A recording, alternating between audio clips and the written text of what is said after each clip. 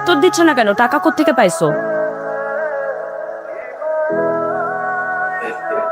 Pasport sunata. Taraba kutiro plan kenan nisa. 6 মাস ধরে তুমি কোনো ইমেল চেক করো না, তাহলে এই ক্লায়েন্টটা আসলো কোত্থেকে? Sarfna to gamble karo ga. Aise sigan?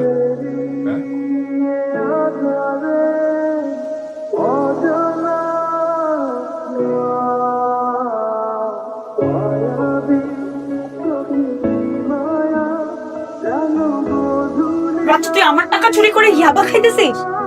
হ্যাঁ, কি? আমি তোকে পুলিশে দিব। আমি আমি আমি নিজের টাকা নিচ্ছি তো। কোথায় পাইছিস তুই টাকা? আমি এখনই পুলিশ ফোন দেব। কি করতেছ তুমি? হ্যাঁ পুলিশ এই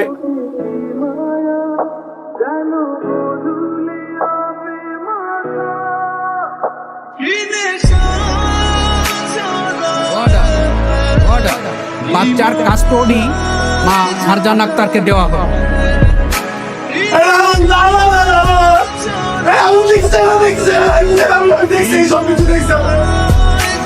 নিজের পায়ে নিজের কুড়াল মারার গল্প শুনতে চান? শোনেন, আপনাদের অনেকেরই কাজে লাগবে। আমি সোহাগ, বয়স 32 বছর। একটা প্রাইভেট কোম্পানিতে চাকরি করতাম। টেক্সট বইয়ে ভদ্র ছেলে বলতে যা বোঝায় আমি ঠিক তাই ছিলাম। 10টা 5টার চাকরি শেষে সোজা বাসায় ঢুকে যেতাম। অনর্থক আড্ডাবাজি, নেশাপাতি কোনো কিছুতে ছিলাম না।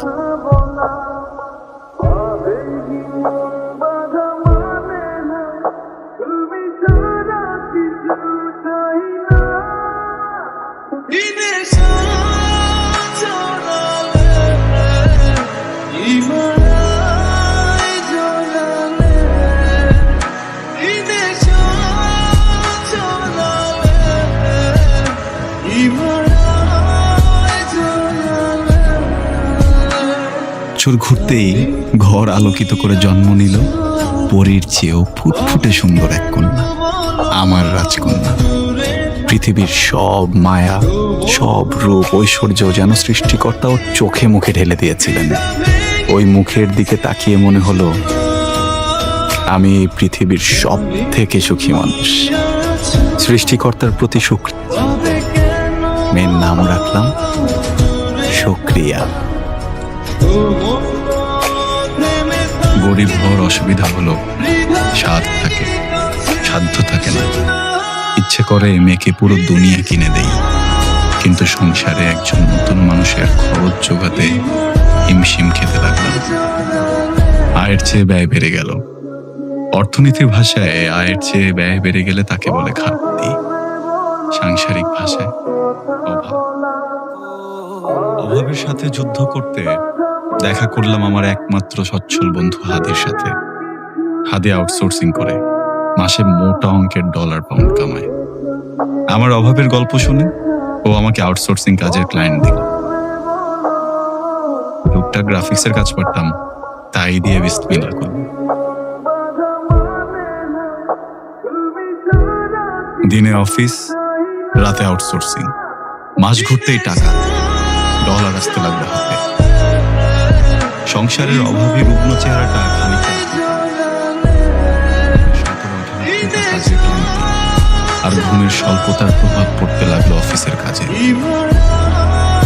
ছোট্ট একটা ভুলে চাকরি যায় যায় অবস্থা।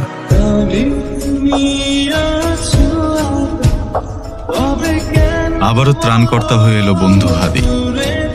না ঘুমিয়ে কাজ করার জন্য দিল এক অদ্ভুত সমাধান।